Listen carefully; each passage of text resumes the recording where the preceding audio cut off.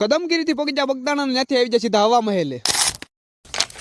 કદમગીરીથી કમળાઈ માતાજીના દર્શન કરીને હું નયનભાઈ ગાડી લઈને નીકળી ગયા પાછા બગદાણા સાઈડ. રામ રામ ડાયરાને સ્વાગત છે નીકળાના મિની વ્લોગના પાર્ટ 3 માં બતાવવાનું છે આપણે બગદાણા. એટલે બગદાણા અમે હું નયનભાઈ પોગી તો ગયા, હવે પહેલા જ જશું આપણે બાપાના દર્શન કરવા મંદિરમાં. હું આવી ગયો મંદિરની અંદર ને મેં કરી લીધા બાપાની મૂર્તિના દર્શન ને તમે પણ કરી. તો આપણે ભાઈ નીચે હોલમાંથી બાપાના દર્શન કરીને આવ્યા હતા. હવે ઉપર શ્રી રામનું મંદિર છે, રામ ભગવાન છે.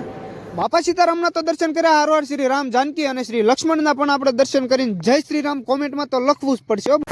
તો ભાઈ દર્શન તો અમે કરી લીધા હતા બાપા સીતારામના, પણ હવે પછી હું ને અમારા ભાઈ શું કહેવાય નયનભાઈ બે ભાઈ નીકળી જાય સીધા ભોજનશાળા તરફ બાપાના પ્રસાદી લેવા. ભાઈ ભોજનશાળામાં જેવો જ પ્રવેશ કર્યો ત્યાં તો જોઈને તો એકારે લાખો માણસો જમી લઈને ભાઈ એવડો તો ખાલી હોલ છે ભાઈ. અને ભેદભાઈઓ રાખ્યા વગર બધાને એક પંગતે હાર્યા જમાડે ઈ બજરંગદાસ બાપા. ઓ બાપા સીતારામ આવી ગઈ હતી પ્રસાદી ને હવે લઈ લેવી પ્રસાદી, કેમ કે થઈ ગયું તું મોડું એટલે થોડાક સીન તમને પ્રસાદી લઈને હજારો માણસોનું જમણવાર એકારે અહીંયા પૂરું પડી જાય છે. અને ગામડે ગામડે થી લાખો માણસો ભાઈ અહીંયા સેવામાં આવે છે ભાઈ તારીખે. અને તો અન્નના તો ભાઈ અહીંયા અમે જોયું તો ભંડાર ભરેલા છે ભાઈ. બજરંગદાસ બાપાની વાત કરું તો બાપાનો ખોટો કા ઓટો તો ભાઈ ગામડે ગામડે તો હોય જ, પણ આ બાપાની બંડી છે જે બંડીમાંથી બાપા પૈસા આપતા બધાને. અને હા જે આમાં તમે વાસણ દેખાય છે ને એ બાપા જે યુઝ કરતા ને એ વાસણ ભાઈ હાસવીને રાખેલા છે. અને આ મંદિરનો ડેમો પીસ છે. એટલું જ નહીં પણ અન્નપૂર્ણા માતાના દર્શન કર્યા, હારવાર જે વડલામાં બાપાની જે મુખ બતાવી વડલાના પણ અમે દર્શન કર્યા. અને હારવાર ગાદીપતિ મંદિર બજરંગદાસ બાપા બિરાજમાન છે ત્યાંના પણ દર્શન કર્યા.